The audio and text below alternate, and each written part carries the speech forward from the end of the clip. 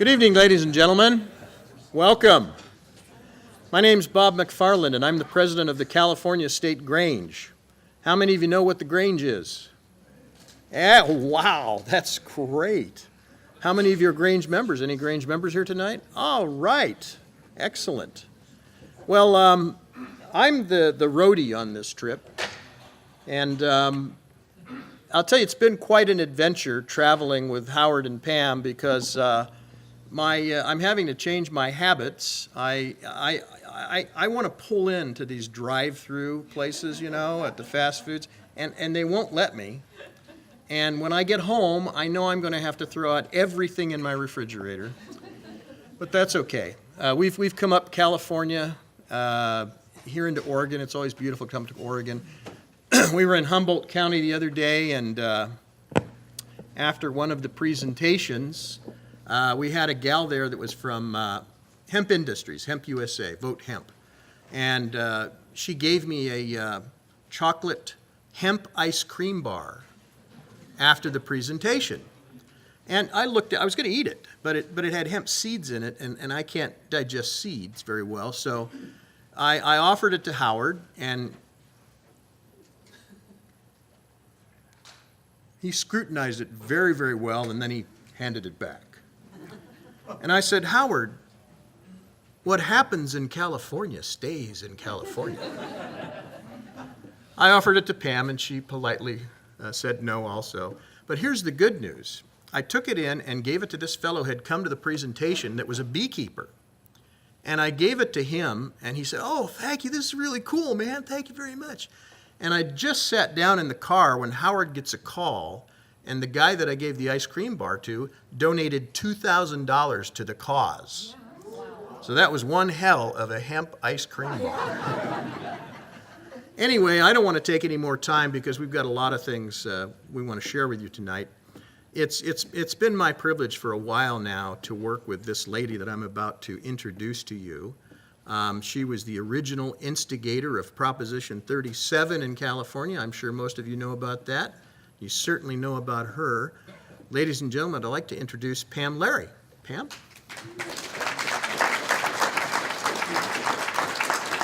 Well, hello, everybody. It's so delightful to be here, and I want to thank you all for coming, particularly those if this is a new subject for you.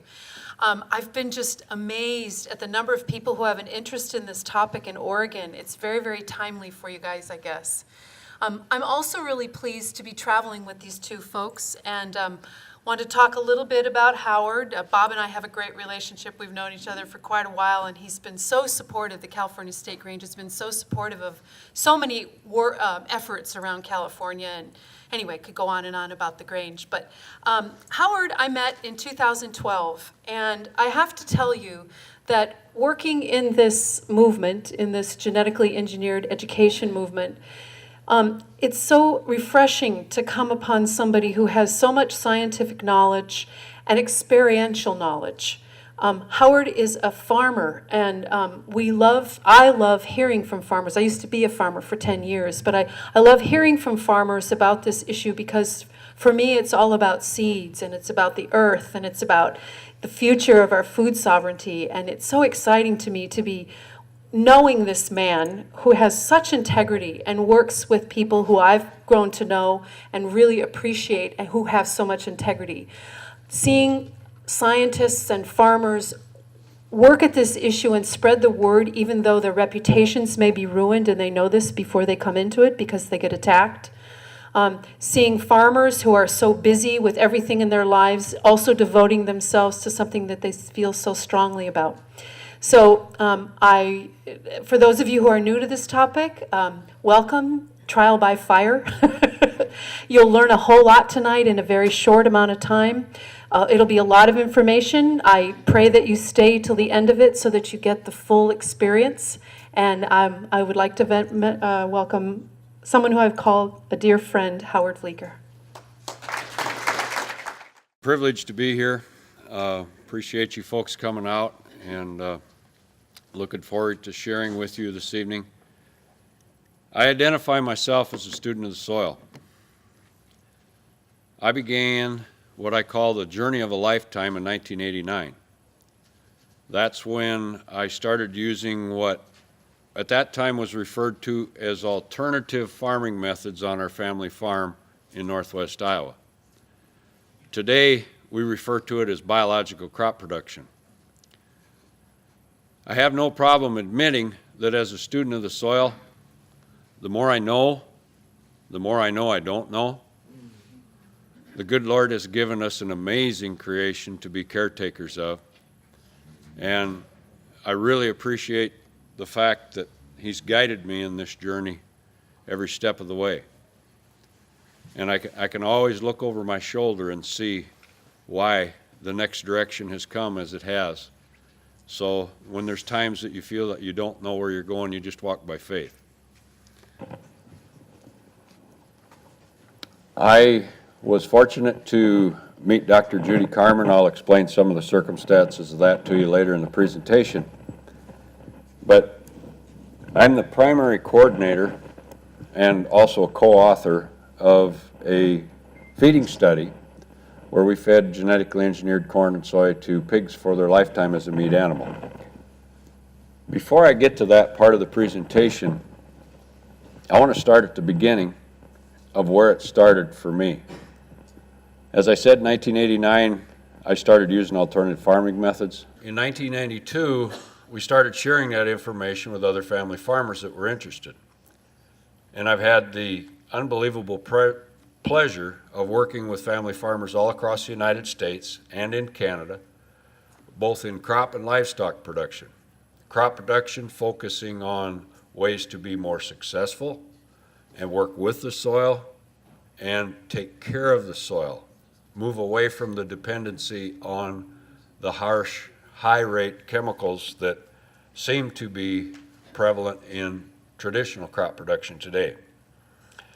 The objective of production agriculture is to provide an abundant supply of safe, affordable, nutritious food and other crops raised for fiber production to meet the society's needs. Agriculture is absolutely should be the basic infrastructure of a society. Relative to the genetic engineering, I'd like to ask a few questions, especially to the farmers that may be present in the room this evening. Have we been told the whole story relative to this technology? Do the conveniences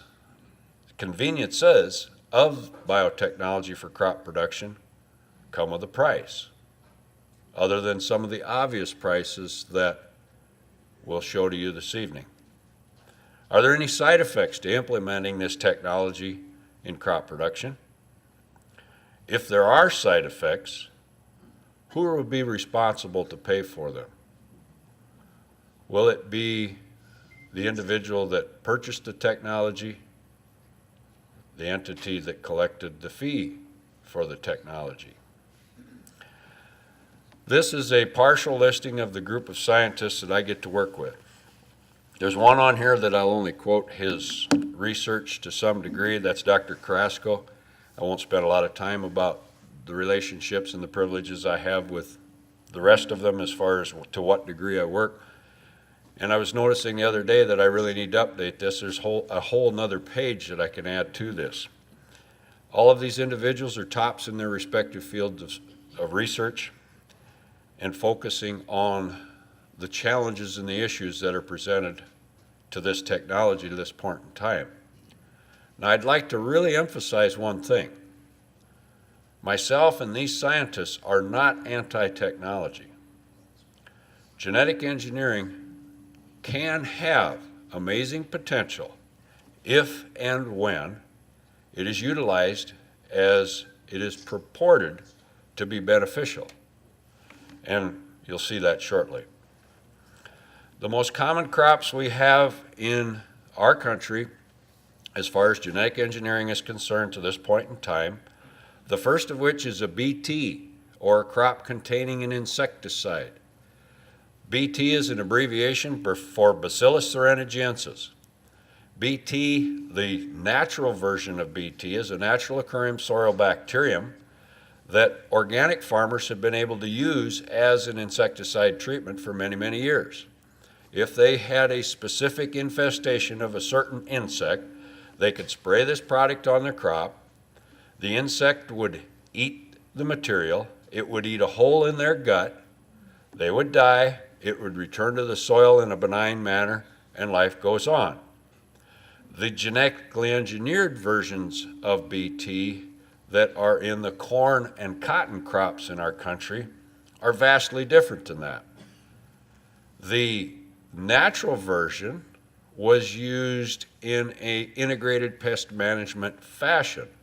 So if you need it, you put it out there.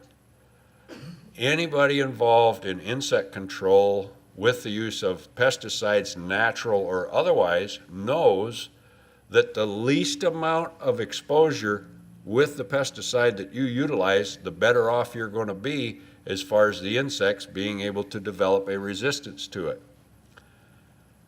The natural version of BT, again, returned to the soil after its job was done. The residual effects of the genetically engineered are still being researched, and seeing there's adverse effects being witnessed as a result of the lingering effect of it. Every BT crop that's registered in the United States for use in production agriculture is also registered as an insecticide with the EPA. This insecticide is not on the crop like you might spray the natural version. It is in the crop. It is in literally every cell of that crop and that plant. You cannot wash it off. Herbicide tolerance. This is known as, by trade name, Roundup Ready and Liberty Link crops. By and far away, the number one reason why genetically engineered crop production has been embraced all around the world where it's being utilized. The active chemical ingredient in Roundup herbicide is glyphosate. We have glyphosate-resistant alfalfa, canola, corn, cotton, soybeans, and sugar beets. The active chemical ingredient in Liberty Link herbicide is glufosinate. Canola, corn, cotton, soybeans, and sugar beets are in production in our country. Now, these chemicals have two things in common. They are designed to virtually kill everything they touch, except the genetically engineered crop that's designed to tolerate them. The goals of genetic engineering, and I want to emphasize this, that you remember this as we go through the presentation, these two goals, and look for the evidence of this being accomplished. Increased yields to feed the world's growing population. We know that the population growth continues in our world. We know that we need to have abundant food supply to feed all of the people. Improve nutrient contents of crops. The poster child, you might say, of this concept is the golden rice.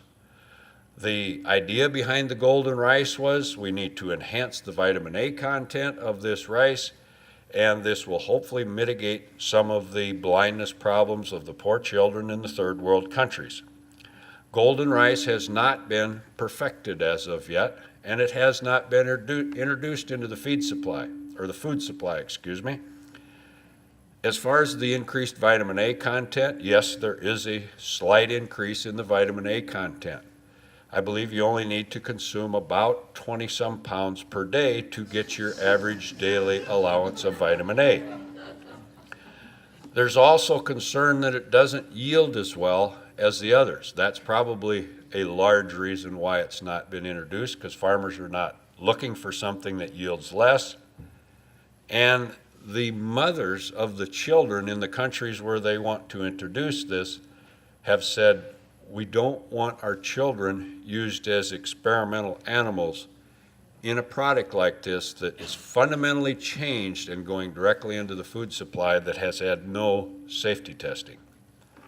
Drought tolerance is something else they tell us we're going to see as a result of the benefits of genetic engineering. The in-plant insect protection, the objective there is reduce insecticide use, and I think everybody would agree that's a good idea. Same way with the herbicide tolerance. They said we will reduce herbicide use, and everybody would agree that's a good idea. The improved weed control and the easier weed control, by and far away, the number one reason why this technology has been embraced by farmers around the world where it's being used. So let's take a look at some of what has happened since the introduction. In 1996, the first genetically engineered crops were introduced. There was some BT corn and Roundup Ready soybeans. Roundup again, the active chemical ingredient, glyphosate. The glyphosate-tolerant soybeans, the universities could access the conventional version of this hybrid and the glyphosate-tolerant version. They were able to do side-by-side comparisons in replicated plots at the university level. That's the purpose and the function of our land-grant universities. After the second year of the research at the University of Nebraska, there was a term developed relative to the genetically engineered soybean. It was known as yield drag. There was an 8 to 10% less yield from the crop that was bred to tolerate the glyphosate application. This continued on. There was multi-year data, and the results were consistent. It yielded less. Then as we progressed into the 5th or the 6th, maybe 7th year of the technology, we didn't hear anything about the yield drag anymore. Well, we come to find out that the university no longer had access to the seed to do the research testing.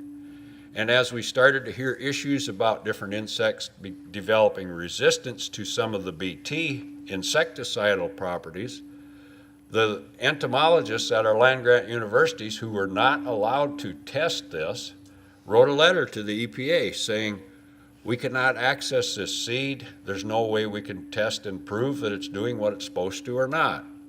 They sent that letter unanimously and anonymously, primarily because at that point in time, if any researcher spoke out with a concern or a complaint about the technology, they would be brutally attacked by the cheerleaders, you might say, of the technology and some of the companies themselves. There was also a report by the Union of Concerned Scientists published in 2009. It was entitled Failure to Yield. They looked at all of the genetically engineered crops that had been introduced and researched in the mainstream land-grant university system before it became illegal to do so, and they yielded less.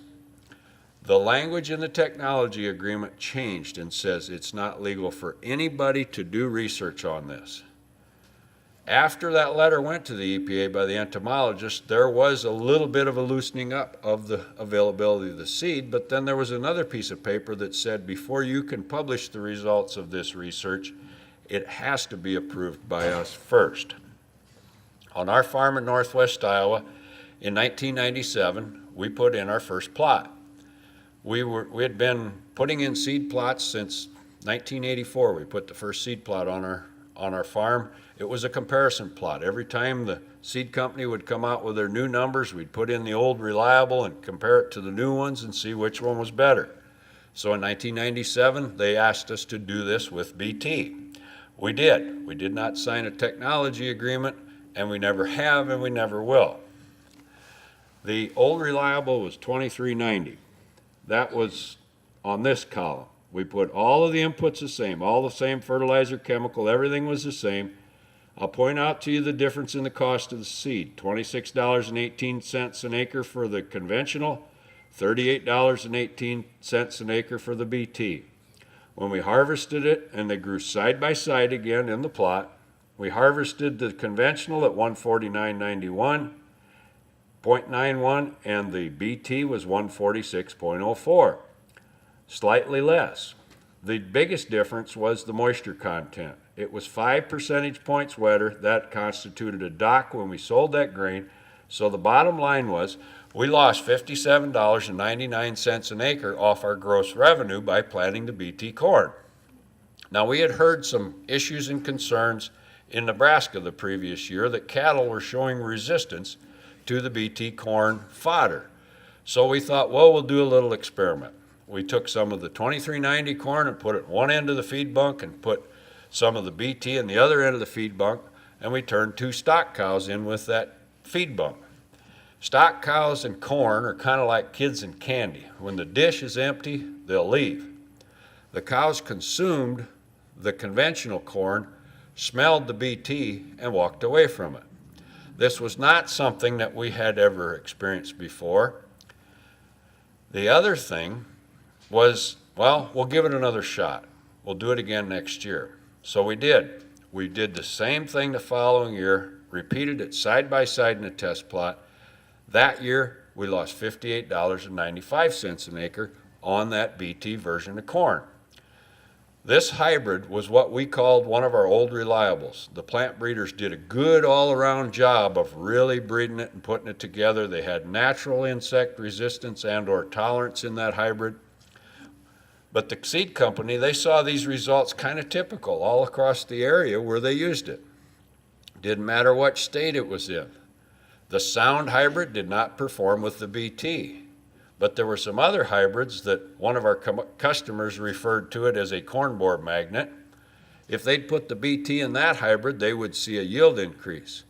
Well, the customer said, did the plant breeders finish their job on that hybrid or did they stop short?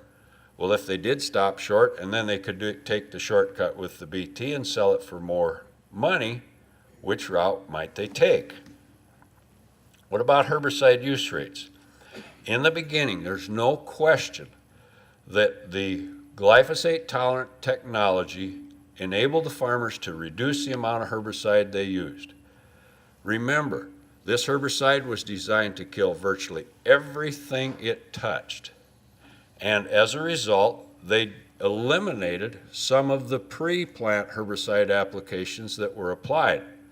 But as the technology gained favor, more and more farmers went strictly to this mode of herbicide action and application. And they were told they didn't have to worry about weed resistance by the developer of the technology.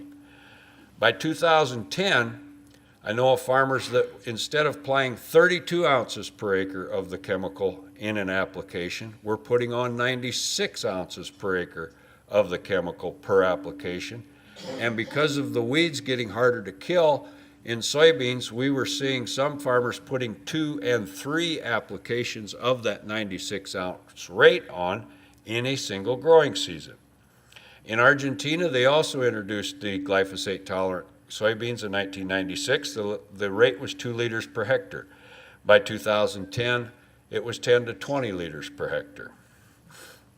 What about insecticide use? In 2008, Dr. Charles Benbrook looked at the overall pesticide use from 1996 to 2008 since the introduction of genetically engineered crops. He saw the same thing that I just told you, that in the early days there was a reduction, but as we got further into it, that pesticide use climbed. And by 2008, when he published his first study and showed that there was a significant increase over the period of time, in that 2008 year, it took 26% more pesticide to raise a genetically engineered crop than it did the conventional. This was something, however, he was not able to measure. You remember I told you that every BT hybrid, whether corn or cotton, was registered as an insecticide with the EPA. This didn't come into that figure and his analysis because he had no way to measure it. He didn't do anything wrong. The thing that we saw, and especially in our part of Iowa, we only had a need for treatment of corn borer 10 to 20% of the time. Now the insecticide is out there every year in a growing concentration and population, which laid the groundwork for resistance to set in. The other thing that happened, a colleague that works with the USDA Ag Research Science Department told me, and he specializes in entomology, the effect of the whole cycle and the ecosystem of our bugs has been severely altered as a result of the BT. We used to have beneficial bugs, which were known as predatories. They're no longer there because of this disruption in the cycle. Now the insects that they used to control, the farmers have to spray for every year when they never used to be an issue whatsoever. What about seed treatment? Well, we never had an insecticide seed treatment on the seed of the corn or the soybeans in the beginning. Today, you can't buy a genetically engineered corn or soybean seed without a neonicotinoid insecticide on the seed. The neonicotinoids have been banned in several of the European Union countries. Number one reason for the colony collapse disorder problem in honeybees. There was also a study that was just published that documents the fact that the neonicotinoid is causing damage to the human nervous system of the people that are exposed to it. What about the problem insects that the BT was to control? This is a picture of a corn plant. You see insects on that corn plant, and this is the ear. There's no silk coming out of the top of that ear because these adult rootworm beetles have eaten the silk off of there. As a result of that, there will be no kernels on there. I'll show you the next picture will demonstrate that. This adult rootworm beetle lays the eggs for the next year's rootworm larva.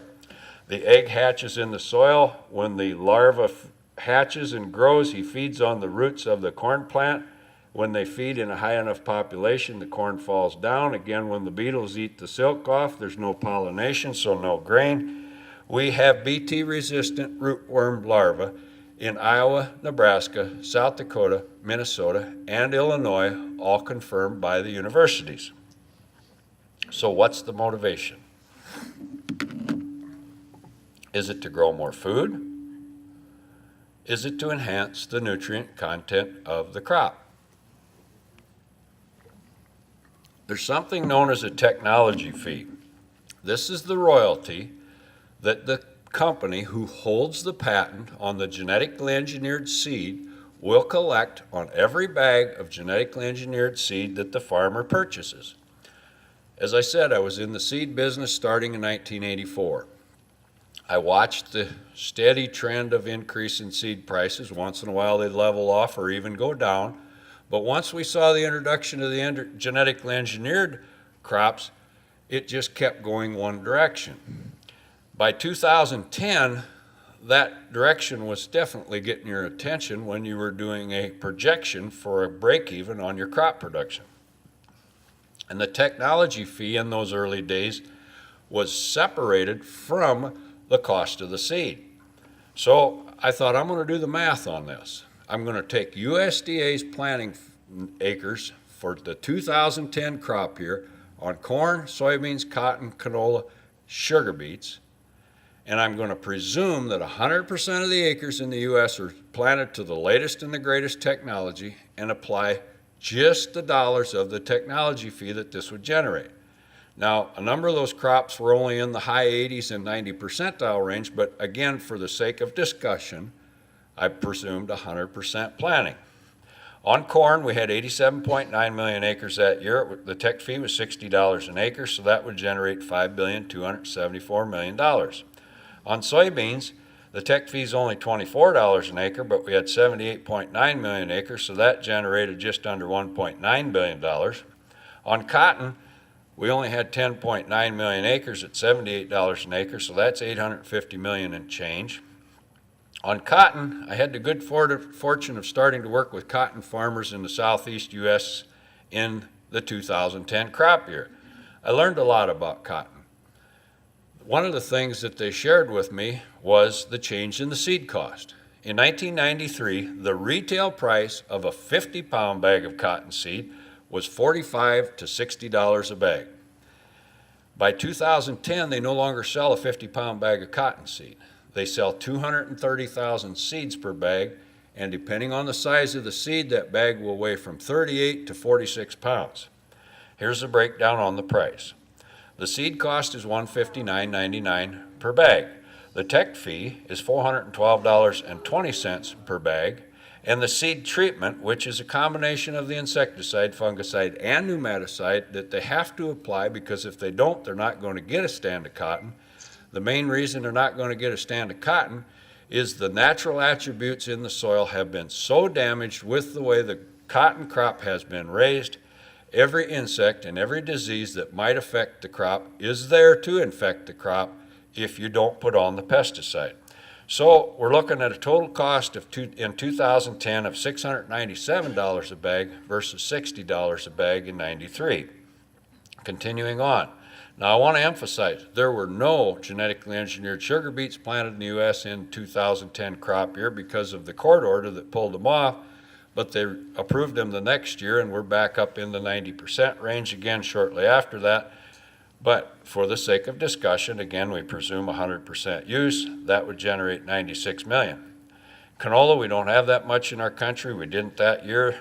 There was only 1.2 million acres at 750, so that's $9 million.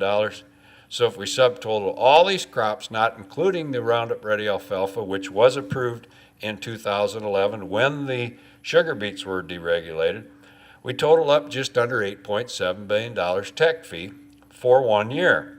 I was asked to speak in Ontario, Canada about 2.5 weeks ago, and I didn't want to leave them out, so I figured up the number of acres that they planted in Canada to canola in 2010 and applied the same tech fee as what we had in the U.S. That would generate $1.2 billion and change. So we have a rough estimate of $9.9 billion for 1 year in the United States and Canada if this technology is implemented on all of the acres.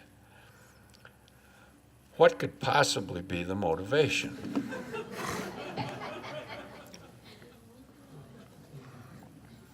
We are told, and sadly so, by people who know better, that this process of genetic engineering and the development of these crops is just an accelerated process of the genetic improvements that have been happening in nature for thousands of years. Now, there's no question that there have been genetic improvements happening in crops in nature for thousands of years. But the way in which this is being implemented would never happen in nature. This is not true, to be polite, and deceptive might be a better term, or stronger if you wish. So how's it work? A foreign gene is inserted or shot into the DNA of the plant. There's no control as to where it ends up. In order to accomplish all of the desired final characteristics in this plant, they will use one or all of these depending on the genetically engineered crop. First of all, a virus will be used. This virus is used as a promoter. You can have the characteristic and the trait in the plant, but you have to have a mechanism to turn it on and activate it. The cauliflower mosaic virus has been a desirable item in the virus category. In addition to having a promoter, they have to know that the infection of this characteristic is all in all of the DNA cells of this plant. For example, if you only had it in the top half or 2/3 of the plant and it was a herbicide tolerant trait, if you sprayed this herbicide on this crop now that's designed to kill everything it touches, and you didn't have that characteristic in that whole plant, the top 2/3 survives the herbicide, the bottom third doesn't, it falls over. So how do we know it's there? They develop a genetically engineered bacteria that is resistant to antibiotic. They use this as a marker mechanism to identify the full expression of this characteristic in the plant. How do they get the infection? The number one choice there is an agrobacterium. An agrobacterium, in essence, could be described as a cancer cell of the soil. Another infection mechanism that is used is a component from E. coli. If you go on the USDA's website, you will find one of the drought-tolerant corns that's registered with USDA contains all of these ingredients. When they register these crops with the varying regulatory agencies in the different countries, they are supposed to specify and identify all such ingredients as this that they use in the development of that crop. They're also supposed to tell you with some accuracy where they're placing it in the DNA. The European Food Safety Authority analyzed 85 different genetically engineered crops, and they found that 54 of them contained an unidentified and unspecified virus in 54 out of 85 times. I was given this slide by a retired molecular microbiologist from Washington State University.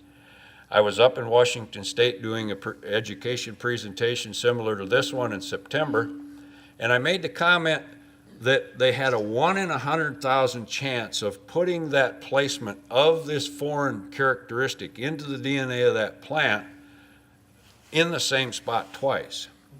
This microbiologist raised her hand, and she politely said, "Howard, I would like to correct you." She said, "I have done these insertions numerous times in the lab. There's no way the odds are that good that you can put it in the same spot, 1 in 100,000. So she was kind enough to send me this slide and also this explanation. In essence, you had 1 in a trillion to 1 in 100 trillion chance of putting it in that same spot twice. Why is this important? Every time there's an insertion of a foreign protein into the DNA of that plant, there's a potential development of a foreign protein in the fruit or the grain of that plant. What is the effect of this foreign protein to mammals, and how many can potentially be affected? Well, if you look it up, there's 5,400 different species. So we're in this experiment with 5,399 other species. As I said, I've had the good fortune of working with family farmers from all across the country since 1992, crop and livestock. In 1998, a farmer in Nebraska, farrow to finish hog operation, planted his first BT corn, harvested it, and put it in one grain bin by itself. First time he made feed for his sows for a breeding ration, he saw his conception rate drop 30% with the corn from this BT corn bin. He thought, well, that was just a fluke. That won't happen again. So he made corn out of the conventional corn bin for the next ration. Conception was in the high 90s like it was supposed to be. And farmers like to move corn out of each bin periodically so you know it's good and you keep it moving and it stays in condition. So he took some out of the BT corn again. He saw his conception rate drop 70% that second time. He called, we talked about it. I says, we don't know what's going on, but we've heard some issues. Don't use that BT corn in your conception again. We go forward another year. We go to South Dakota. We have a different operation. They have explicit computerized record keeping system on their hog production. When they had BT corn in the ration for their sows, they saw 1.6 pigs less per litter, and the weight of the piglets was lighter when they were born. We go to southwest Iowa, around Harlan, Iowa. There was a gentleman that had a different BT corn. He had something called pseudo-pregnancies when he fed this corn to his sows. They went full gestation, and upon delivery, all he got was the sack of water and the afterbirth. There were no piglets present. He had the veterinary come out. They tested the grain. They blood tested the sows. They couldn't figure out the problem. The university got involved. They started trying to run tests to see what they could figure out. He was a Farm Bureau member. So a reporter for the Farm Bureau spokesman came out and did a story about the problem he was having with his hogs. When that story ran in the Farm Bureau spokesman, he received phone calls from 5 farmers in the surrounding area that were having the exact same problem with their sows. The university was more involved. There was more vets involved. They tested the feed, they tested the sows, they couldn't find anything wrong with anything. But they were certain there was no way there could be a connection between the corn they were eating and this problem. Well, all the farmers realized they were all feeding the exact same BT corn hybrid to their sows. When they switched off of that BT corn hybrid, the problem went away. In our part of Iowa, when genetically engineered feedstuffs, either soybeans and corn, were in the ration, we would see illness issues in the nursery pigs. Ileitis, salmonella, bloody bowel, immune system challenges, more anemia than we ever saw before.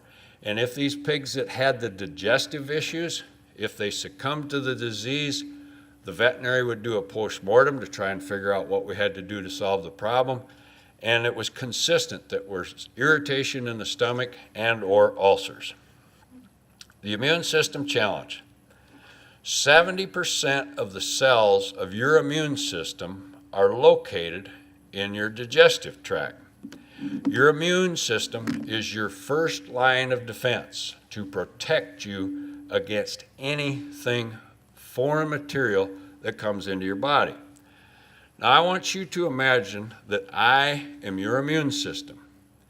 You have just had supper, or dinner as you call it in town. I'm a farm boy yet, so we eat supper.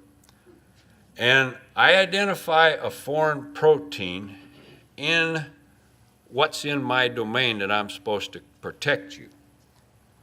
I'm identifying this wall as a foreign protein. It's my job 24/7, 365 to do everything I can to get rid of this problem in the domain I'm supposed to protect. Now I want you to imagine that you leave here now and you come back tomorrow night at this time. What will happen to my strength?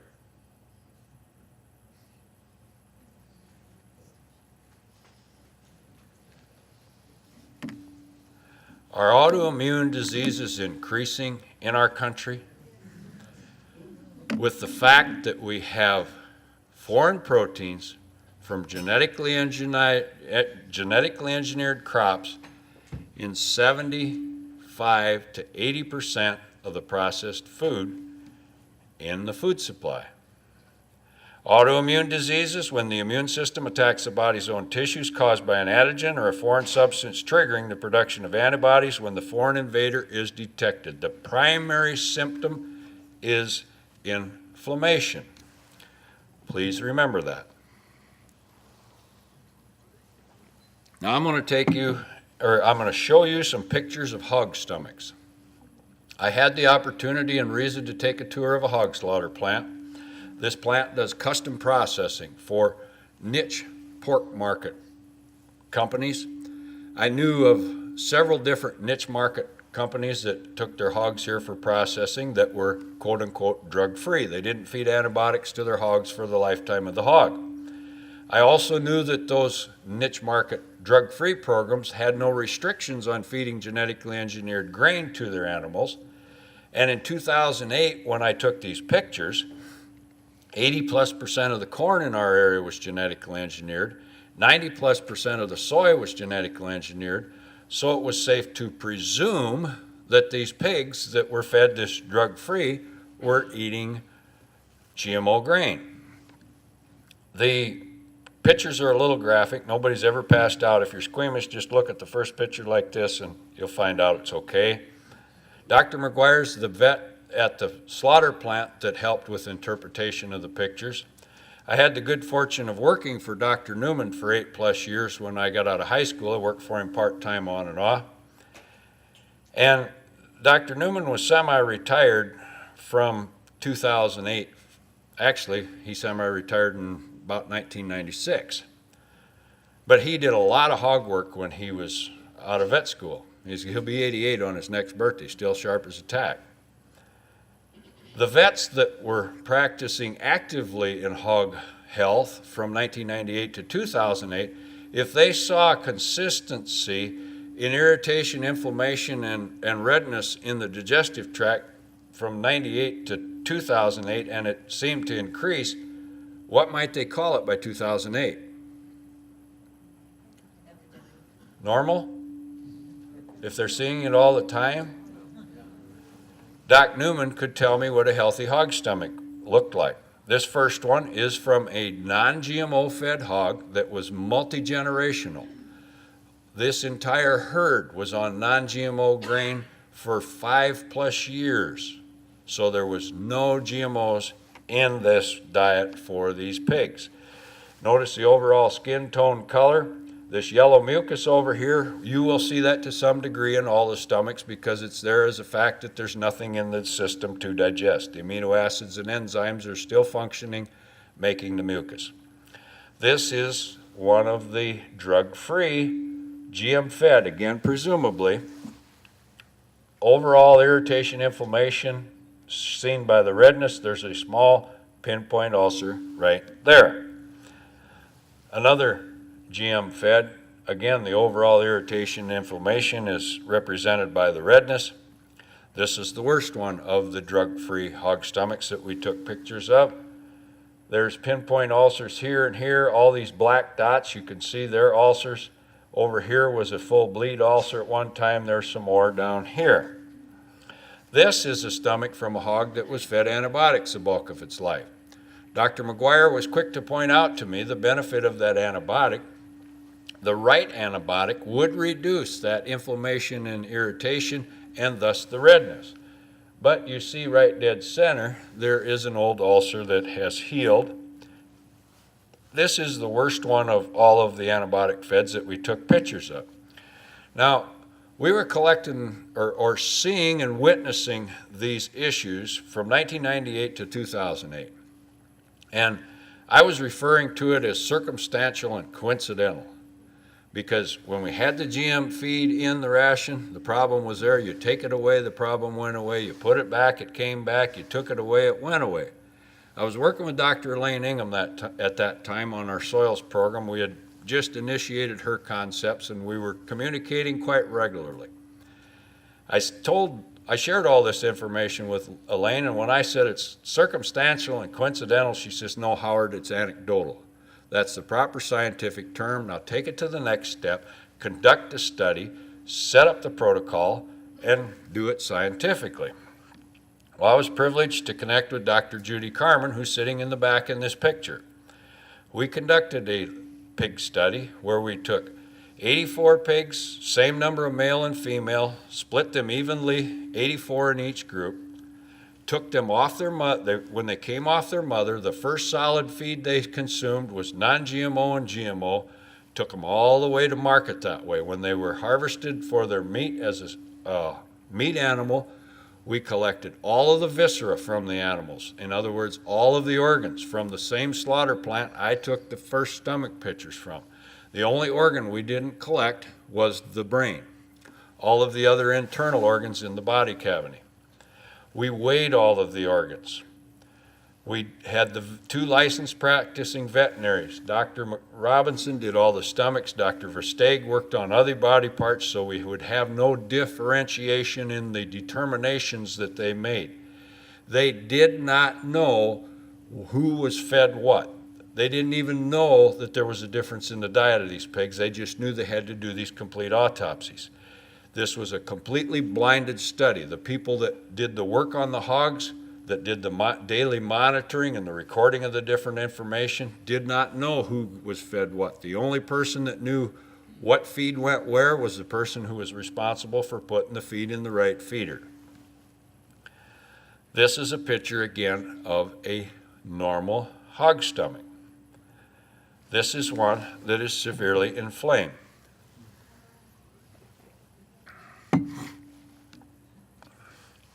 The statistical findings of the study. The GM-fed pigs were 2.6 times more likely to have severe inflammations in their stomachs. Of this, the males were 4 times more likely and the females were 2.2 times more likely. The weight of the utera of the GM-fed female was 25% abnormally heavy. In other words, it was 25% larger than the normal average weight of the non-GM fed female pigs. You remember I said we had problems with reproduction and digestion from 1998 coming forward. Did we find 2 body parts that are connected with reproduction and digestion as far as issues are concerned? 1998, we started seeing problems. 2013, in June, this study was published in a scientific journal. It's my understanding from all of the scientists that I'm privileged to work with that the typical time frame from the date you know the results of a scientific study until the day it's published is 2 to 8 years, depending on the complexity and the different matters of the study. Well, that's 15 years from 1998 to 2013. I said it was circumstantial and coincidental. Dr. Ingham corrected me and said it's anecdotal. You need scientific. I'd like to add one more term into this equation. On the farm, we call it common sense. Now, I want to share with you some findings that we had show up in this study that we were not prepared for, so we couldn't validate it according to the scientific process you have to follow to do a proper study. We had to weigh these pigs every week. When they were small, we picked them up, put them on the scale, looked at their number, wrote down their weight. When they got bigger, we made a simple maze. They went down the alley, they went through the simple maze, they got on the scale, write down the number and the weight, and away they go. The people that were weighing the pigs, again, did not know who was fed what. But the pigs were always in the same pen. This pen and this pen, they went through this process of getting weighed much faster. They could perform this simple task without any complication. This pen and this pen, not only did it take longer to weigh the pigs, as soon as you got them in somewhat of a confined area, they became irritable. They started fighting and biting and picking on one another. When they were back in their normal pen, the people that observed the animals on a daily basis saw this overall listlessness or lack of contentment in these pigs. I have a question. Between 1995 and today, have there been behavioral changes in the children and the young adults and even the adults in our country? We also saw an issue with eczema on some of the GM-fed pigs. This is the simple maze. This gate swung around here. They had to walk down that straight alley and get on the scale. Now I'm going to shift gears to beef for a second. A friend of mine in Ohio does butchering on his farm. He raises nothing but non-GMO corn and feeds non-GMO grain and feedstuffs to his animals. He also butchers for his neighbor. That's a beef on the right. The neighbor raises all GMO corn because it's easier. They say that if a mammal consumes a toxin, that it will accumulate in the fat tissue of the body. See this fat covering on that carcass and the fat covering on the stomach lining? Which one you think is purer as far as less toxin, and which one would you prefer to consume? Glyphosate's the active chemical ingredient in Roundup herbicide and many other generic forms of glyphosate-based herbicide. Glyphosate herbicides are the most widely used herbicides in the world. It was estimated last year there was 880 million pounds used worldwide. In 1974, when Roundup was first patented, it was used strictly as a burn-down herbicide. If a farmer wanted to use no-till farming practices on his farm, he could go out and spray all the grass and weeds, kill it dead, go in and plant and have a clean field. It was good for soil conservation in the beginning. As we progressed, we got the glyphosate-tolerant crops in 1996. We increased the use of the herbicide. But about 8, maybe a few years more ago, there was another use of this chemical introduced by the manufacturer. They said, you can use this as a desiccant or a ripening agent on your various non-GMO crops. Say your oats or your wheat or your rye or your barley is just about ready to harvest, but it's not quite there and you don't trust the weather. Go out and spray this herbicide on there, kill that crop, it dries down in 5 to 8 days and you can harvest it. Or if you're raising cantaloupe, you can do a couple pickings and you don't want to wait for the rest of them to ripen on the vine, go in and spray them dead. You can come in 5 to 8 days and harvest the rest. Or if you're raising sugar cane, you need to apply this herbicide 8 weeks ahead of harvest. You'll knock all the leaves off that plant. Now the workers can come through and hand harvest those cane stalks like they typically do in Guatemala. No issues with burning the fields. Dr. Huber's been working in Guatemala with the cane plantations for a little over a year now because of the disease issues that they are experiencing in the crop. Since he started working with them, he educated them to the fact of the damage of glyphosate and what it does to the soil and the crop, and I'm going to share that with you. But the third trip he made down there, one of the men said to him, we are losing 1 in 4 of our cane field workers per year to renal kidney failure. Dr. Huber, being the outstanding epidemiologist that he is, started asking questions. He said, when did this happen? As they traced things back, the renal kidney failure problem to the field workers started happening the exact same year they started using the glyphosate herbicide as a desiccant on the cane crop. So what happens to that glyphosate residue when you spray it on a crop that's about ready to harvest? This is a schematic by Dr. Bob Kramer, a USDA ag research scientist at the University of Missouri. You put glyphosate on a weed or a genetically engineered crop, or any plant for that matter, a minimum of 20% that hits the foliage of that weed is translocated through that plant into the soil. There are numerous scientific studies that are documented that glyphosate is a very strong chelator. A chelate is a Greek word meaning claw or to hold. If you chelate something, I'm chelating this finger, it is tied up. It don't come out. Glyphosate is an extremely effective chelator. It chelates calcium, magnesium, manganese, zinc, iron, copper, nickel, cobalt, boron, molybdenum, selenium, and potassium, and does not let them go. Wherever it's present, when the glyphosate residue is present in the soil, it chelates the mineral. When the glyphosate residue is present in the plant, it chelates the mineral. When the glyphosate residue is present in the grain, it chelates the mineral. In addition to being a broad-spectrum chelator, glyphosate is an extremely effective biocide. In other words, it has an adverse effect on the biological community in the soil.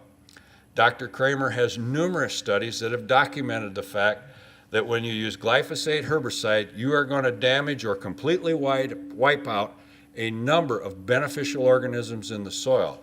These beneficial organisms are the control mechanisms for many of the disease-causing or opportunistic organisms in the soil. As you get rid of the controls, the bad ones increase. Plus, as a bonus, the glyphosate also acts as a food source for some of the opportunistics. So it not only increases it, but then it'll also increase the virulence of the opportunistic organisms that causes even more plant disease. The manufacturers of this product denied it for many years that it had any adverse effect on the biological community in the soil. But in 2010, we found a patent on the U.S. Patent Office website, and you can go investigate this yourself. Patent number 7771736. It's a patent that's registered to Monsanto, registering glyphosate as an antibiotic. You start to read this patent, and you will see the first thing on the top, it's used for parasite control. Well, a parasite is just a higher form of an organism. As you read down through this, you will start to recognize different organisms that it affects. At a tenth of a part per million, it is capable of wiping out the vast majority of beneficial organisms that human beings and animals need in their digestive tract to both digest the food that they consume and control the opportunistic organisms that could be present. This is another study on glyphosate. They took a conventional soybean line and the genetically engineered version of it. They grew them up in the greenhouse. They sprayed glyphosate at a half rate twice and full rate once on the genetically engineered variety. They measured the effect on the lignin content. It dropped it significantly, which affects the capability of the plant to stand up.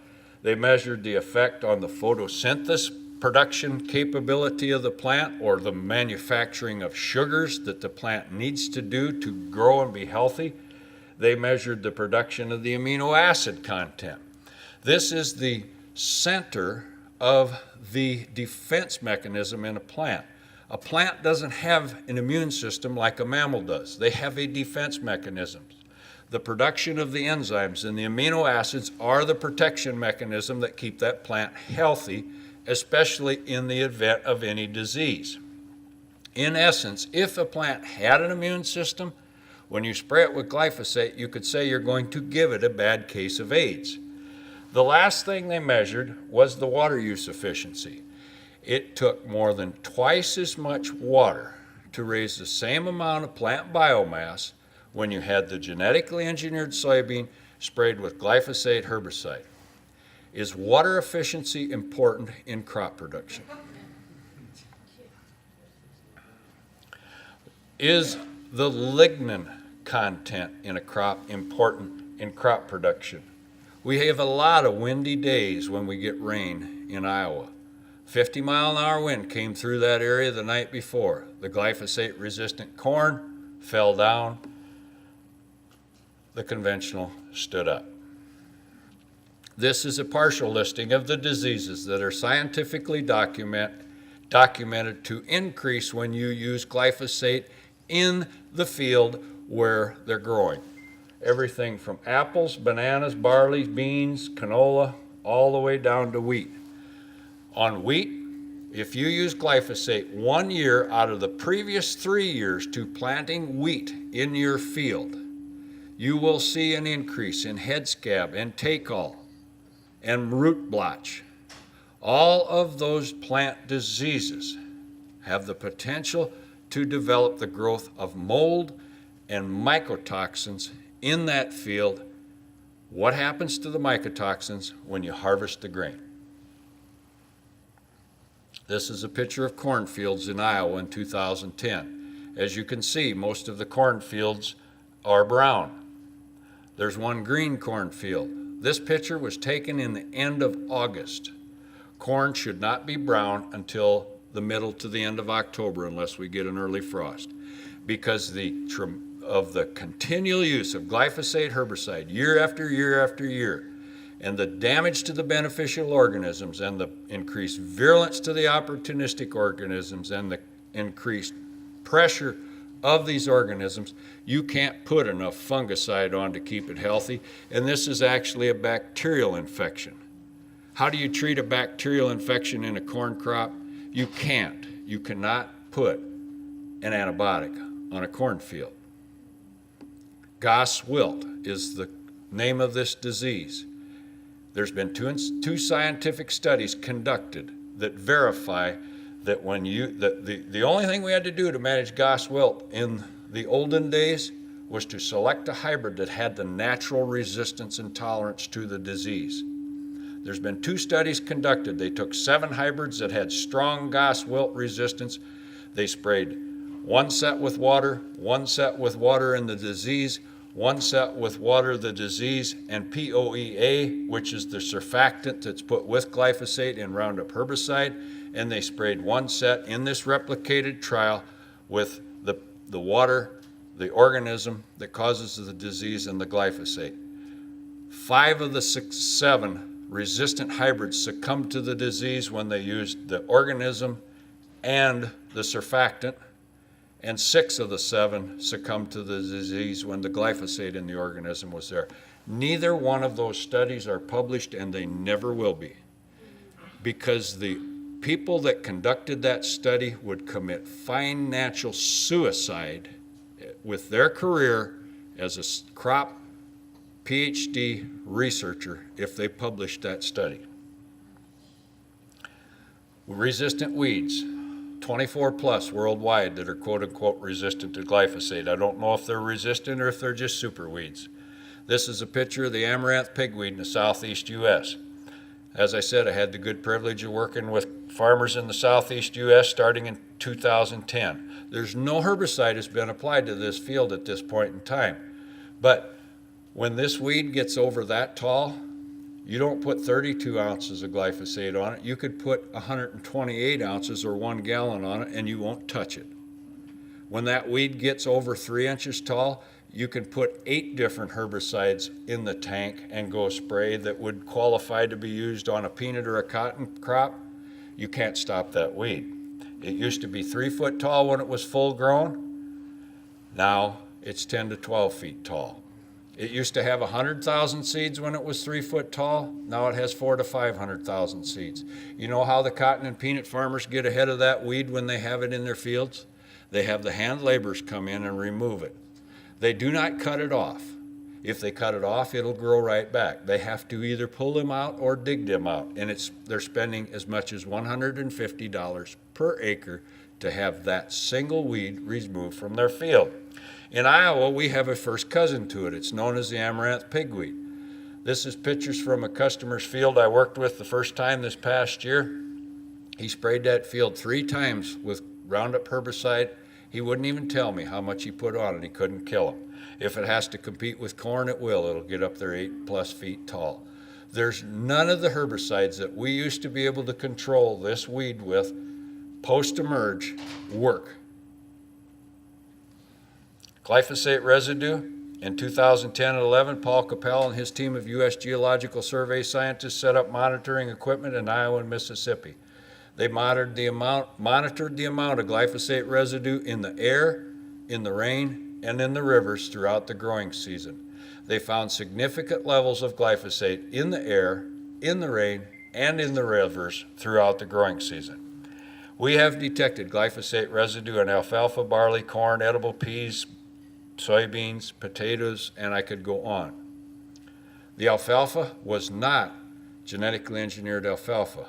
The alfalfa was fertilized with manure from livestock that were fed a ration of grain that was grown in a glyphosate-tolerant production system. There's virtually no manure that you can test that has been fed to an animal that's raised in that glyphosate production system that you won't find significant levels of glyphosate. On the poultry litter, it's typical to find 2/3 of a quart of glyphosate herbicide in 3 tons of manure. In 1994, the EPA said 2 parts per million per day per life would hurt no one. Last year, on the 1st of May, they increased the glyphosate residue tolerance levels in virtually every single grain and food and forage crop that they have a tolerance level for, as high as 40 parts per million in the grain and 400 parts per million in forage. You may ask, why did they do this? They received a request from a company in St. Louis to increase the tolerance level. In 1997, it went from 1/10 of a part per million in soy up to 20 parts per million. We routinely find 5 to 10 parts per million of glyphosate residue in the soy products in our country, and in Argentina, they did a random sampling last year at harvest time. They sampled 11 samples of soybeans for glyphosate residue. 7 of the 11 had levels above the world standard of 20 parts per million. They had the highest levels at 90 parts per million. You might say, well, does this matter? Seralini is a French scientist who has done some excellent research on genetically engineered crops and also glyphosate residue problems. At 1/2 of a part per million of glyphosate residue, you will have complete infertility, killing both the sperm and the egg. At 2/10 of a part per million of glyphosate residue, you will have endocrine disruption to the cell. Endocrine disruption to the cell to a fetus in the womb spells some type of birth defect. Endocrine disruption to a cell in an adult. You have cells that die and rejuvenate in your body every day. What do you call it when an endocrine disruptor gets in your system and now there's abnormal cell development and growth? Dr. Andreas Carrasco in Argentina was consistently seeing birth defects to the babies that were being born to the mothers who lived immediately adjacent to the soybean fields that were being sprayed with glyphosate herbicide with an airplane. He conducted a scientific study on frog and chick embryos. He purposely exposed the embryos to varying levels of glyphosate residue. At 2.03 parts per million, he documented consistent birth defects in those frog and chick embryos. Facial cranial disorders. Some of them were missing eyes. Some of them had cleft palates, and on and on. The babies, there's been a 447% increase in the birth defects in this area where these women live adjacent to these glyphosate-tolerant soybeans that are being sprayed between 1998 and 2008. What's going on in Washington State? Last fall, there was a report. Late last summer, early fall, there was a report by the Washington State health officials. They were stumped by the dramatic increase in the birth of the babies with encephalopathy, a terrible birth defect. It affects the brain. If the child is alive when it's born, it won't live more than a matter of hours. If they do a little investigating, they would find that for the last 15 plus years, the only herbicide that's been allowed to be used for weed control in the Yakima Valley River Valley is glyphosate. Glyphosate, again, is a strong metal chelator. The tying up the calcium could affect teeth and bones. The iron will affect the blood. The manganese and zinc tie-up will affect the liver and the kidney. The copper and magnesium deficiency would affect the brain. When the tissue in your brain and the conductivity goes backwards, what do we see? Dementia, Parkinson's, Alzheimer's. Are those diseases increasing in our country? This is a picture of a stillborn baby calf, manganese deficiency. Dr. Art Dunham, a veterinarian in northeast Iowa. He lives in a part of Iowa that traditionally there have always been excess manganese levels in the soil. They had to make sure they never put any additional manganese in the supplement for the livestock or they'd see manganese toxicity. Starting in 2004, remembering in 1996 we introduced the glyphosate tolerant crops. By 2004, there were manganese deficiencies manifesting themselves in all of the animals that his customers who were using the glyphosate technology were raising. One example is there's a healthy looking animal this morning, it's dead tonight. There were no clinical signs of ill health. He did a good job of the investigative epidemiological work to get to the bottom of it. He sent liver samples to Iowa State University and had them do a complete mineral analysis. Manganese levels were 10, 15, at best 20% of normal. When you don't have adequate manganese in the liver will not expel the toxins from the body.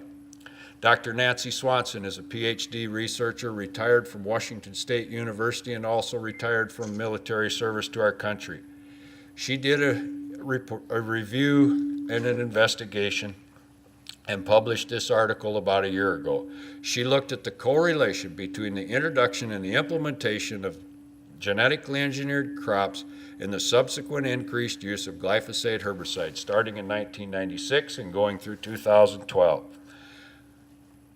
This is a summary of all of the diseases that she found significant increases with the CDC. I'm only going to highlight a few of these. If you want to access this full report, you can find it on the Moms Across America website. Glyphosate use and autism.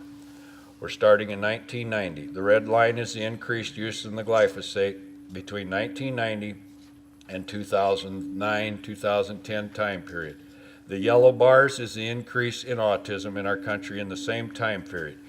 This does not prove cause and effect, but the correlation factor is 98.5%. Anytime there's an increase in disease at that level and a correlation significantly applied, the CDC should be in full alert, investigating this epidemic outbreak. And if you look at the Samsel and Senef paper that was published last year that looks at all of the information in the scientific literature that documents all of the potential ill effects caused by glyphosate herbicide, you will find a connection to every one of these diseases I'm going to show you. In autism in the U.S., Dr. Stephanie Senef has published numerous papers on this subject. In 2007, it was 1 in 150 children in our country with autism. By 2009, it's 1 in 100. By 2013, it's 1 in 50, and it's 1 in 29 for the boys at that point in time. By 2020, if this trend does not change, 1 in 2 children in our country will have autism. Diabetes, starting at 1980. The green line is the trend line. If the trend would continue from here forward and going forward, that's where we should be. 1996, the introduction of genetically engineered crops and the subsequent use of glyphosate. Again, not cause and effect, 98.18% correlation factor. Thyroid cancer, the trend line is the green line. Starting at 1975, there's where we should be. 1996, the introduction of genetically engineered crops and the subsequent increased use of glyphosate, 98.76% correlation factor. Now we're going to go to Germany for a minute.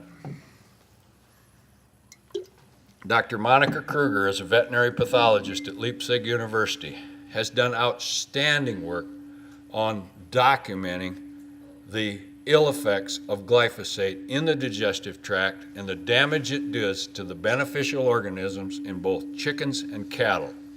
In chickens, it'll wipe out 3 beneficial and kick E. coli into overdrive.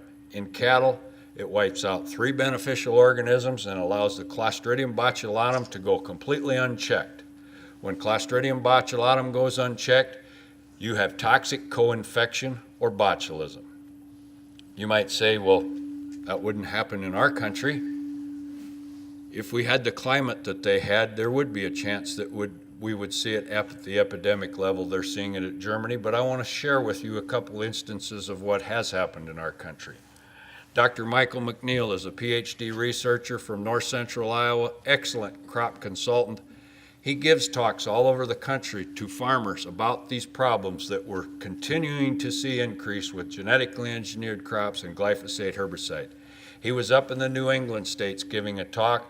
After the meeting, the one farmer that was a dairyman came up to him and he says, we're having cows drop dead periodically and the vets cannot figure out what's wrong. Would you come to my farm tomorrow and look at them? Dr. McNeil obliged. He went out, he looked at they were standing in the barn looking at the cattle. One of the cows walked up, took a drink out of the water fountain, walked away from the water fountain and dropped dead right in front of them. Dr. McNeil said the farmer started to cry. He didn't know what to do, he just stood there. The farmer then went on to explain that his grandson was in the hospital and he was failing rapidly. They had no idea what was wrong with the child. Dr. McNeil questioned him about the child's symptoms. Dr. McNeil was in the infectious disease department at Fort Detrick when he served our military in Beltsville, Maryland. He recognized that the child had botulism. He told that farmer, you get to that hospital and you tell him to test that child for botulism as soon as you can get there. Thank the good Lord, the test proved positive. They gave him the right probiotic and they saved the child's life. We're hearing of more cases where the milkers who are milking the cows, where they sporadically see a cow drop dead, just like I explained, the milkers are getting sick. It's happening in different parts of the United States. It's more frequent where there's a higher incidence and a longer time frame of the use of the glyphosate-produced crops. I have a friend in Denmark. They're using glyphosate as a desiccant on all of the small grains, and he's got a neighbor that's in dairy. They can't get workers to come to the farm to work and milk the cows anymore because of the illness that the workers get when they're there. In our country, 10 to 20% of the babies that are succumbing to sudden infant death syndrome are testing positive for the Clostridium botulinum organism. In January of 2011, Dr. Huber sent a letter to Secretary of Agriculture Vilsack. It was a confidential letter alerting him to a problem that had been brought to Dr. Huber's attention by a researcher in production agriculture. It was at that time identified as a suspect agent in a fungal mycelium. Today we've referred to it as an abortogenic agent. The purpose of this letter was threefold. Number one, to alert the Secretary of Agriculture to this problem. Number two, an appeal for assistance. The USDA has the full manpower, personnel, and equipment to come in and investigate an issue like this and get to the bottom of it overnight. They failed to want to do that. They declined. The other purpose of the letter was to urge the Secretary not to deregulate Roundup Ready alfalfa and Roundup Ready sugar beets because of the tremendous incidence and frequency of this problem causing spontaneous abortions in beef and dairy cattle and hogs and chickens and horses and sheep and goats. It will kill a fertilized chick embryo in 24 hours, and we also know that it has been found to be present where women have miscarried. That letter that Dr. Huber sent to Secretary of Agriculture was released into the public without Dr. Huber's knowledge or consent. As a result of it, it went around the world in a very short time. Not long after that, the Chinese sent an email, the scientists in China sent an email to Dr. Huber. They had taken some Roundup Ready soybeans they imported from the United States, sprouted them, and grew them up. When they got to the V3 stage, they cut the leaf on the soybean, they took the sap out of the leaf and they put it on a slide and they put it under an electron microscope and magnified it up to 40,000 power. They sent Dr. Huber slides that were just about identical to the pictures I showed you earlier. What do you see in this picture? That's a combine harvesting genetically engineered corn that's been sprayed with glyphosate herbicide. We are seeing a tremendous increase in not only the amount of dust coming off of the combine harvesting either the soybeans or the corn that are genetically modified and sprayed with either Liberty or glyphosate or Roundup, but also the color of the dust has changed. It's blacker. A gentleman noticed this. He farms with his father and his brother. His father had Roundup Ready corn. He thought, I'm going to do a little test. He cleaned off a spot on the feeder house on the combine first thing in the morning when they were going to harvest the Roundup Ready corn. At the end of the day, he went back with a bag. He collected a sample of that dust, marked it as Roundup Ready corn dust. Then they get to his brother's Liberty Link cornfield. He did the same thing. He cleaned off the combine, collected the dust sample at the end of the day, marked it Liberty Link corn dust. He custom feeds hogs. He has a confinement building. He custom feeds for an integrator. He saw a lot of dust in the hog confinement building, so he took a sample of that dust and identified it hog dust. He sent all of these dust samples to Midwest Labs in Omaha for a mold count and ID. They measure it in CFUs per gram, colonization forming unit. It's kind of like measuring rain. You have to have a mechanism how to measure it. The hog dust.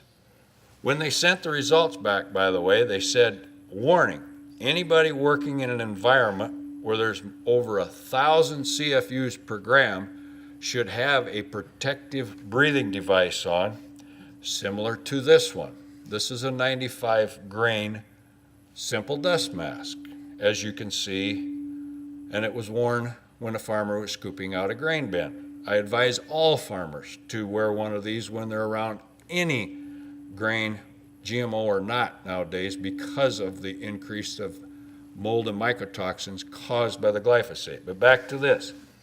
1,000 CFUs per gram, you should have a mask on. 14,000 CFUs per gram in the hog dust. 1,000 is Aspergillus niger, 10,000 is Aspergillus species, 3,000 is penicillium. Liberty Link corn dust, 7,200,000. 700,000 is Aspergillus species and 200,000 is penicillium. Roundup Ready corn dust, mold count and ID, 15,600,000. It's all Aspergillus species. You may wonder why I bring this up. The number one reason is I advise every farmer that's around grain to wear a protective breathing device.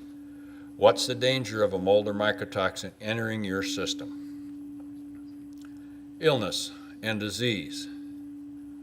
Well, the thing that we have noticed, and it depends on the weather that we have during the growing season. When harvest comes, there's combines running everywhere in Iowa. Whether you live next to a field or not, doesn't matter if the wind blows. And the frequency and the incidence of the respiratory ailments of the people that live in the small towns that are adjacent to these fields, I've tried to get the one university to do a research study on this. First of all, let's get a bunch of these dust samples and compare them and collect them. I've not been successful in getting them interested. If I raise enough money at some point in time for research, I plan to do that on my own, or with the other scientists that will collaborate with it, but we need the research funds. The university has the equipment to do the test, but we can't get them interested. What about the health of the people that live in the small rural towns? What about the farmers that scoop the grain bin out and end up in the hospital with pneumonia because they didn't wear a dust mask? This is an interactive slide. I want you to participate with me in this. Do you recognize any of the names in the center of the circle? Have you ever seen a commercial on TV or in print that says if you can't afford your medication costs, contact us, we have a program to assist you? Commercial sponsored by AstraZeneca. Have you ever heard of atrazine? One of the oldest herbicides used in corn production in our country, made by AstraZeneca Syngenta, who is also the #4 producer of genetically engineered crops in the world. When you see or hear Bayer, what do you think of? Have you ever heard of Bayer Crop Science, the makers of Aztec insecticide, Liberty herbicide, and genetically engineered crops? When you see or hear Pfizer Pharmacia Upjohn, what do you think of? This company at one time was the sole holding company of Monsanto. They're no longer directly connected, but somewhat. So we've established the fact that all of these companies are in the chemical and pharmaceutical business. We're going to start with chemical. I would like you to give me one word that you might use to describe a chemical that kills a weed or an insect, and you're describing this chemical to a 5-year-old child. What one word might you use? Okay, we're using poison to raise crops. What do we raise crops for? Cereal and grain. If there were to be any residual effect in the use of this poison to raise a crop, do you think it would be positive or negative? If there's a negative effect of using the poison on the crop that might affect the grain, what do we feed most of the grain to? If that negative effect affects the grain and you feed it to the livestock and the livestock don't feel good, who might you call? When he comes, what might he suggest you give them to make them feel better? What if you would like to lower your cost of production and make your animals grow faster? What might you give them? What do we raise livestock for? If there's an adverse effect from this poison that's used on crop that might affect the grain, that might affect the livestock, is there a slight possibility there could be residual in the meat? Who eats the meat? If the people eat the meat and they don't feel good, where do they go? After you go to the doctor, where might he send you with a piece of paper with his autograph on it? Washington, D.C. I totally and truly do not believe that the people that are involved in the different segments of this circle have a clue what it looks like when you step this far back. They're all doing their job to feed their families, the people in the segments. There are foreign proteins that are indigestible with potential allergenic effects, crops deficient of nutrient content because of the chelating effects of glyphosate, increased growth in opportunistic fungi causing plant and animal disease, increases in environmental challenges such as dust, increased mold and mycotoxins, increased need for antibiotics, increases in immune system challenges, inflammation, disease, and respiratory problems. I reiterate, the scientists that I'm privileged to work with are not anti this technology. The #1 thing we're told is increase the yield and increase the nutrient supply.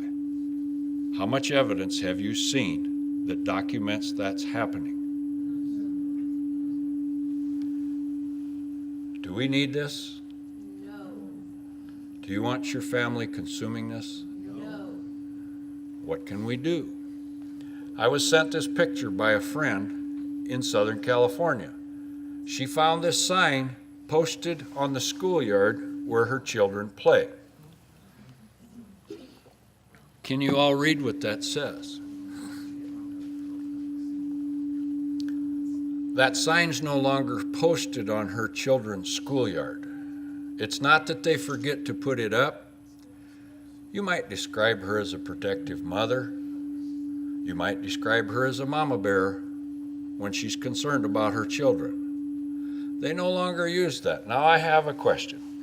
How many people might have gone into one of them box type stores and walked down the aisle and they got these pretty jugs there and they got this little thing coming out of it and it's a squirter, and you could take that jug and buy it and go home and there's a weed growing in the crack of the sidewalk, and you walk up that weed with that squirter and you go, psst, and 2 days later, 3 days later, that weed is gone. What might happen to the chemical that don't hit that leaf of that weed that's laying on the cement the next time it rains? Where might that chemical go? I have a neat little trick for you. My mother had a teapot sitting on the stove all the time. She'd fill that up with water and put it on the burner and turn it on high, and as soon as it'd whistle, she'd pick it up and go outside, and she was careful not to spill it on herself. She would put that boiling hot water on them weeds. She'd go back in the house. If she needed more water, she'd fill it up, set it back on the burner.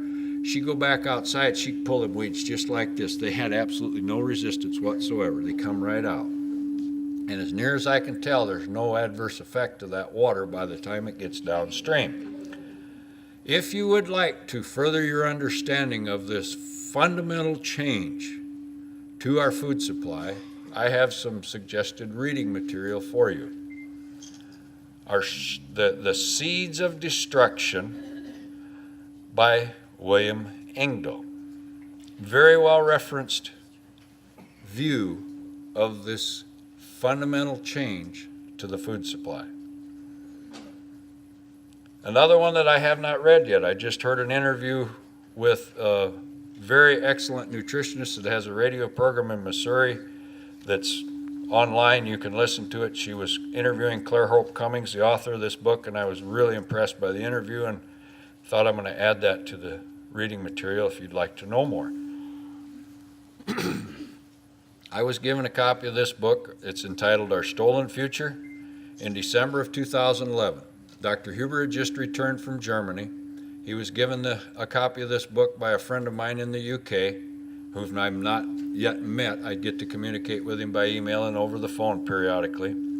This is what I identify as mandatory reading for any young person that's thinking of bringing a child into the world. This deals with the endocrine disrupting capabilities of synthetic chemicals. It focuses on DDT, PCBs, dioxin, and stabestrol. You need to protect the child you're going to bring into the world. Dr. Art Dunham's daughter, is the author of this book. Very interesting story of how she witnessed through the eyes of the daughter of a veterinary the divergence in production agriculture and how there became two roads. America's two-headed pig. This is the last one. The Unhealthy Truth. It's by Robin O'Brien. The story of a mother of 4 children that watched one of her children have an anaphylactic allergic reaction to food she put on the breakfast table for her children on Saturday morning. Why should food be harmful to children? The TPP, if you're not familiar with this, I'm going to be very brief about it. It's a proposed trade agreement that, if initiated, first of all, it's being negotiated in secret by the man at the head of our country and a few of his helpers. If it is implemented, we will, in essence, based on the limited bit of information that has been leaked out through various sources, we will hand over complete sovereignty to rule and govern our nation to multinational corporations that will designate who runs the World Tribunal Court that will decide any disputes that they see fit to bring. The country won't have the right to protect its citizens, the state won't have the right, the county won't have the right, the city won't have the right. It'll all be suspect to challenges from this World Tribunal Court. If you don't think this is a good idea, there is a phone number in Washington, D.C. that you could call. It's the switchboard for the congressmen and the senators. You can call this number, and I'll give it to you if you're ready to write it down, if you would like, 202 224-3121. If you think this idea is a bad idea, you might want to call that number. If you think it's a good idea, don't call. I'd like to end this on a bit of a lighter note and a positive note. First, the lighter note. We received this picture from Gilbert Hotstetler. He had ears of corn in the warehouse. He had non-GMO ears of corn in the sack on the right and GMO ears of corn in the sack on the left, sitting side by side in the warehouse. You can see which one the mice preferred. I showed this picture in a presentation in Ohio, and a gentleman did his own experiment. He took a conventional ear of corn and put it on a nail on the tree, and he took a genetically engineered ear of corn and put it on another nail on the tree, and took this picture 9 months later. Now I have a question. What do the mice and the squirrels know that the scientists don't know? In the drought in 2012, we had as extreme a drought as we've experienced since 1998. This is a gravel road separating these two cornfields. This field has a history of 15 plus years of genetically engineered crops and glyphosate herbicide. This was a genetically engineered crop sprayed with glyphosate herbicide that year. This is a field that has a history of non-GMO crops exclusively and biological crop production. There can only be one explanation for why this corn was the yield that was settled with federal crop was 109 bushels per acre, and the appraised yield on this before it was chopped for silage was 28 bushels per acre, and that reason is obviously it rained more on that side of the road. If anyone is inclined in any way to want to contribute to research, we would appreciate any donation you would want to make. This is not a mandatory request in any way, shape, or form, but if I don't mention it to you, nothing will happen.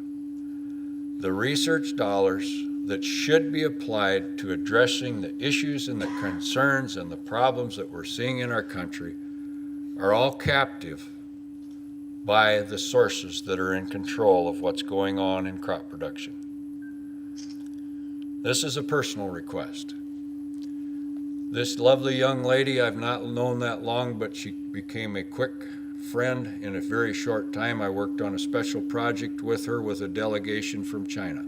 She was our interpreter. She's an associate professor at North Cal Polytech University in California. She's a PhD. She was diagnosed with stomach cancer. I would ask that you would pray for her going forward and for the best for her. And I also found that my sister found out 3, 4, 5 days ago that my sister was diagnosed with breast cancer, so I'd ask your prayers for her as well.